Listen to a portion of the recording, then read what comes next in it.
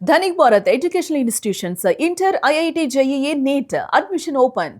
LSG captain Rishabh Pant కీలక నిర్ణయం తీసుకున్నాడు. ఎల్ఎస్జీ కెప్టెన్సీ నుంచి రిషబ్ పంత్ తప్పుకున్నాడు. నిర్ణయాన్ని వెంటనే లక్నో సూపర్ జైంట్స్ యాజమాన్యం ఆమోదించింది. లక్నో జట్టు నుంచి పూర్తిగా వైదొలుగుతాడా, ప్లేయర్ గా కొనసాగుతాడా అనేది సస్పెన్స్ గా మారింది. పంతును 27 కోట్ల రూపాయలు పెట్టి ఎల్ఎస్జీ యాజమాన్యం కొన్నది. పంతు నాయకత్వంలో ఈ సీజన్లో దారుణంగా విఫలమైంది ఎల్ఎస్జీ. జట్టును ముందుండి నడిపించడంలో రిషబ్ ఫెయిల్ అయ్యాడు. 14 మ్యాచ్ల్లో కేవలం 4 మ్యాచ్ల్లోనే విజయం సాధించింది ఎల్ఎస్జీ. పాయింట్ల పట్టికలో చివరి ప్లేస్ లో నిలిచింది లక్నో. ఇక బ్యాటర్ గాను దారుణంగా విఫలమయ్యాడు పంత్. 14 మ్యాచ్ల్లో కేవలం ఒక్క హాఫ్ సెంచరీ మాత్రమే చేశాడు. సీజన్లో కేవలం 312 పరుగులు మాత్రమే చేశాడు పంత్. పంత్ చేసిన ఒక్కో రన్ కు 9 లక్షల రూపాయలు చెల్లించుకుంది ఎల్ఎస్జీ టీం. పంత్ రాజీనామాతో రేసులో 2 స్టార్ ప్లేయర్స్ ఉన్నారు. మిచెల్ మార్ష్, మార్క్రమ్లలో ఒకరిని కెప్టెన్ చేసేటువంటి ఛాన్స్ అయితే కనిపిస్తోంది. దీనికి సంబంధించి మరిన్ని అప్డేట్స్ స్పోర్ట్స్ జర్నలిస్ట్ వెంకట్ అందిస్తారు. వెంకట్, వరుసగా విఫలమైనటువంటి ఫ్రాంచైజీల కెప్టెన్లు టీమ్ కి బై బై చెప్తున్నారా, లేకపోతే యాజమాన్యాలే ఆ ప్లేయర్ కి బై బై చెప్పాయా? బయటకైతే మరొక రకమైనటువంటి వార్తలు వస్తున్నప్పటికీ కూడా ఏంటి ఈ పాయింట్ల పట్టికలో చివరిలో ఉన్న ఈ 2 టీమ్స్ కు సంబంధించి కూడా చోటు చేసుకున్నటువంటి పరిణామం, కెప్టెన్సీ నుంచి బాధ్యత వహిస్తూ ఈ సీజన్ లో ఓటమికి బాధ్యత వహిస్తూ పక్కకు తొలగడం ఏంటి? దీన్ని ఎలా చూడాలంటారు మనం రిషబ్ పంత్ విషయంలో పర్టికులర్ గా? మురళి, అంటే క్రికెట్ లో ఇప్పుడు సాధారణంగా గెలుపు ఓటములు, లేదంటే బ్యాటింగ్ లో ఫెయిల్ అవడం, ఫామ్ కోల్పోవడం, ఫామ్ లోకి రావడం, ఇవన్నీ కూడా రెగ్యులర్ గా జరిగేటువంటి పరిణామాలు. అంటే మనం క్రీడా స్ఫూర్తితో ఆలోచించి, మంచిగా ఆలోచించి, మానవత్వంతో ఆలోచిస్తే అటువంటి పరిణామాలు అనేవి మనకు సహజంగా కనపడతాయి. అంటే అదేదో పెద్ద దేశాల మధ్య యుద్ధాలు కావు, లేదంటే ఇంకోటి కాదు అది. ఓకే, ఇక్కడ మారాల్సింది పంత్ కెప్టెన్సీనో లేదంటే ఇంకొకటితో కాదు, ముందు యాజమాన్యం ఆలోచన విధానం మారాలి. ఏదైతే ఎల్ఎస్జీ ఆలోచన విధానం ఏదైతే ఉందో, అంటే మేము ప్రతి మ్యాచ్ గెలవాలి, లేదంటే ప్రతి కప్పు కొట్టేసేయాలి అనేటువంటి ఆలోచన విధానం అనేది వాళ్ళది కరెక్ట్ కాదు అనేది అయితే మనం స్పష్టంగా అర్థం చేసుకోవచ్చు ముందు.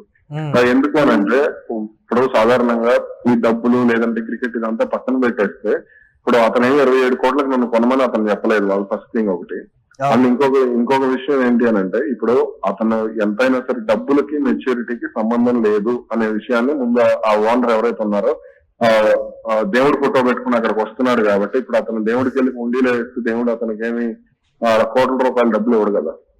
అలాగే అది ఒక నమ్మకం, అంతే. ఒక నమ్మకంతో అతను ఆడతాడని కొనుగోలు చేశారు. అతను ఆ నమ్మకాన్ని అతను నిలబెట్టుకోలేకపోయాడు. అదేం తప్పు కాదు, అది నీ నమ్మకం. అంటే ఇప్పుడు డ్రా తీసిన ఇప్పుడు ఇవి ఉంటాయి కదా, బెట్టింగ్ వేసినట్టు అట్లాంటిదే కదా ఇది కూడా ఒక రకంగా.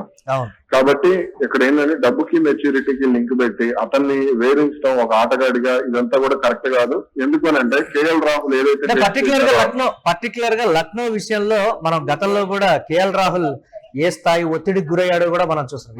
కేఎల్ రాహుల్ గట్టునే వదిలేశాడు కదా, కేఎల్ రాహుల్ గట్టున వదిలేశాడు.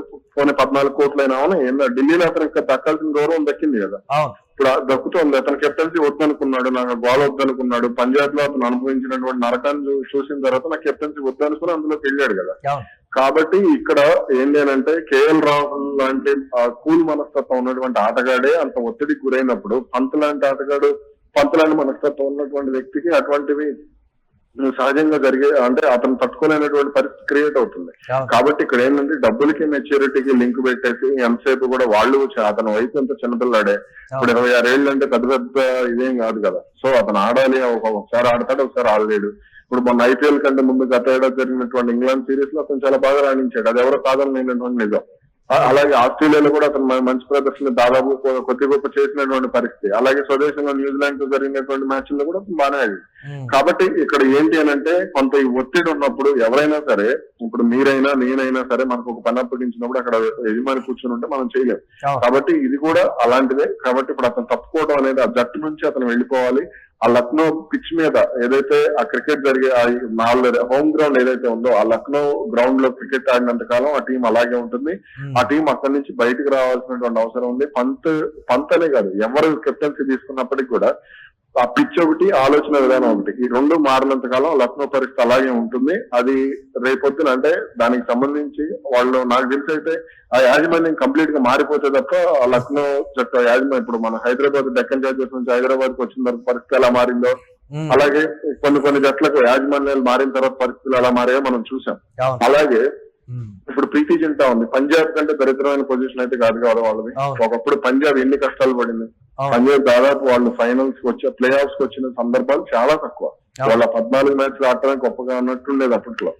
కానీ శ్రేయస్ అయ్యర్ వచ్చిన తర్వాత అప్పట్లో కేఎల్ రాహుల్ ఉన్నప్పుడు ఇవన్నీ పరిస్థితులు కొంత మారుతూ వచ్చాయి కదా. కాబట్టి అలాగే ఇప్పుడు జరిగే వాళ్ళు కూడా ఓపిక్ గా ఎదురు చూస్తే ఇప్పుడు ప్రీతి జింటా ఓపిక్ గా ఎదురు చూసింది కాబట్టి లాస్ట్ ఇయర్ వాళ్ళు ఫైనల్ చెన్నై సహనాన్ని ఒప్పుకుంటున్నారు అంతా కూడా. చెన్నై అనే కాదు, ఢిల్లీకి ఒకసారి కూడా కప్పు రాలేదు కదా. ఢిల్లీ కప్పు వచ్చింది. అలాగే రాజస్థాన్ ఎప్పుడో 2008లో గెలిచారు వాళ్ళు. ఓకే, 2008 నుంచి ఈ రోజు వరకు వాళ్ళు జట్టు నడిపిస్తూ వచ్చారు. ఆర్సీబీ కంటే దరిద్రమైన పొజిషన్ ఏం కాదు కదా లక్నోది. ఆర్సీబీ ఎన్నాళ్ళు అయింది కప్పు గెలిచి. ఇంకా చెన్నై అయినా, మీరు చెప్పే చెన్నై అయినా సరే 5 సార్లు గెలిచారు వాళ్ళు, ముంబై గానీ చెన్నై గానీ. అంటే ఆటగాళ్ళు కంటిన్యూగా సీజన్ లో విఫలమవుతున్నప్పటికీ కూడా వాళ్ళ మీద ప్రెషర్ పెట్టకుండా డీల్ చేసిన విధానానికి సంబంధించి పెట్టలేదు. మరి ఎన్ని 5 సీజన్లు 6 సీజన్లు విరాట్ కోహ్లీ కెప్టెన్ గా కొనసాగింది. మరి ఎప్పుడు దానికి ఇప్పుడు రుతురాజ్ గైక్వాడ్ వాళ్ళేమి కాశీ విశ్వనాథన్ కానీ వాళ్ళేం టార్చర్ చేయరు కదా. అలాగే ప్రీతి జింటా వెళ్ళి అక్కడ గతంలో కేఎల్ రాహుల్ ఎదట్లేదు, ఇప్పుడు శ్రేయస్ అయ్యర్ ఎదట్లేదు.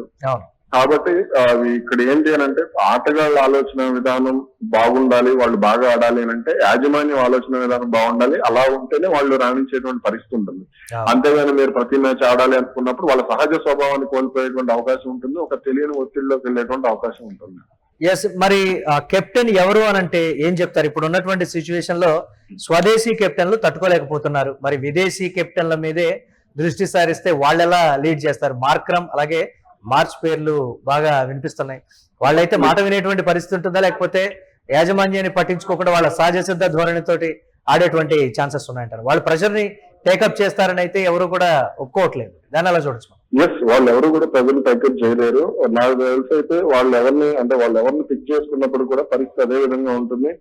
కాబట్టి దీనికి సంబంధించి అంటే ఇప్పుడు జరిగేటువంటి మ్యాచ్లు, ఇప్పుడు వాళ్ళు ఆడినటువంటి మ్యాచ్లైనా భవిష్యత్తులో ఆడాల్సినటువంటి మ్యాచ్లైనా సరే ఇక్కడ ముఖ్యంగా కెప్టెన్సీ విషయంలో వాళ్ళు తీసుకోవాల్సినటువంటి నిర్ణయాలు, ఆటగాడికి స్వేచ్ఛ, కెప్టెన్ కి స్వేచ్ఛ ఉండాలి. డగౌట్ లో ఉండి సలహాలు ఇచ్చేటువంటి వాళ్ళు కూడా వాళ్ళు ఒక రకమైనటువంటి అంటే ఒక ధైర్యాన్ని ఇవ్వగలిగినప్పుడు, లేదంటే యాజమాన్యం ప్రతిసారి వాళ్ళ మీద ఒత్తిడి పెట్టుకుని ఉన్నప్పుడు ఏ కెప్టెన్ అయినా రాణించగలుగుతాడు.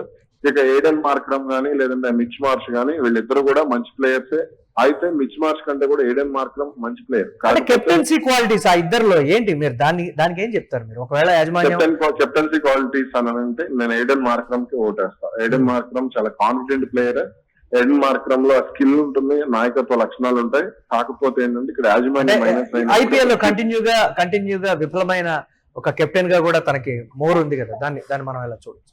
అంటే ఇప్పుడు అదే మనం ప్రతిసారి అలాగే జరుగుతుందని మనం చెప్పుకోలేం కదా.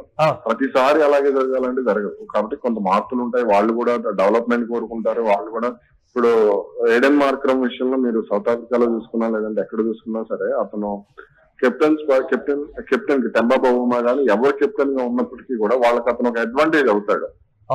ఇప్పుడు ఇక్కడ లక్నోకి వచ్చేసరికి ఏంటంటే మొత్తం ప్లేయర్స్ ఏం లేదు, మీరు వీళ్ళంతా కూడా అక్కడ కూర్చొని రిమోట్ నొక్కి వీళ్ళు ఇక్కడ ఆడాలి అన్నటువంటి పరిస్థితి క్రియేట్ అయింది. కాబట్టి వీళ్ళు ఆడలేకపోతారు. కాబట్టి ఏడెన్ మార్క్రమ్ లాంటి ఆటగాన్ని తీసుకుని స్వేచ్ఛ ఇస్తే అది మంచి రిజల్ట్ ఉండేటువంటి ఛాన్స్ ఉంటుంది. Right, thanks for analysis Venkat. LSG captain Rishabh Pant కీలక నిర్ణయం తీసుకున్నాడు. ఎల్ఎస్జీ కెప్టెన్సీ నుంచి రిషబ్ తప్పుకున్నాడు. నిర్ణయాన్ని లక్నో సూపర్ జైంట్స్ యాజమాన్యం వెంటనే ఆమోదించింది. లక్నో జట్టు నుంచి పూర్తిగా వైదొలుగుతాడా, ప్లేయర్ గా కొనసాగుతాడా అనేది కూడా సస్పెన్స్ గా మారింది. పంత్ ఈ సీజన్ లో హైయెస్ట్ గా ఐపీఎల్ లోనే రికార్డు ధర 27 కోట్లు పెట్టి ఎల్ఎస్జీ కొనుగోలు చేసింది. పంత్ నాయకత్వంలో ఈ సీజన్ లో ఎల్ఎస్జీ దారుణంగా విఫలమైంది.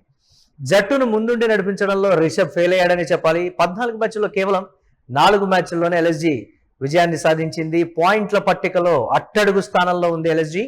ఇక బ్యాటర్ గాను దారుణంగా విఫలమయ్యాడు పంత్. 14 మ్యాచ్ల్లో కేవలం 1 హాఫ్ సెంచరీ మాత్రమే చేశాడు. అయితే పంత్ చేసినటువంటి ఒక్కో రన్కు 9 లక్షలు చెల్లించింది ఎల్ఎస్జీ యాజమాన్యం అని కూడా సోషల్ మీడియాలో ట్రోల్ అవుతోంది. పంత్ రాజీనామాతో రేసులో 2 స్టార్ ప్లేయర్స్ వచ్చారు. మిచెల్ మార్క్రమ్లలో ఒకరిని కెప్టెన్ చేసేటువంటి అవకాశం స్పష్టంగా కనిపిస్తోంది.